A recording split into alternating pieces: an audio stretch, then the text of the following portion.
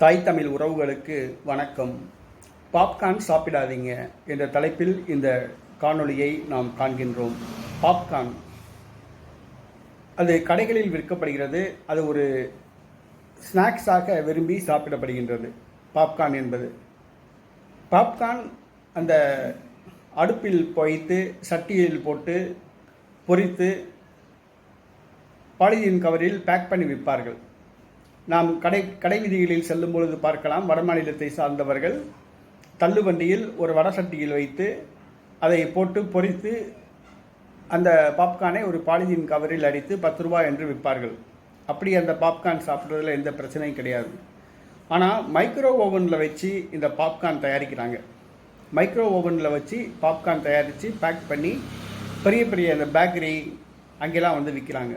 அந்த பாப்கார்னை சாப்பிடக்கூடாது. ஏன்னு கேட்டிங்கன்னா, மைக்ரோ ஓவனில் வைத்து தயாரிக்கப்படுகிற உணவுகள், அதாவது பாப்கார்ன் உள்ளிட்ட உணவுகள் கணையம், கல்லீரல், சிறுநீரகம், சிறுநீர்ப்பை ஆகியவற்றில் புற்றுநோயை உண்டாக்குவதாக ஆராய்ச்சியாளர்கள் தெரிவிக்கிறார்கள்.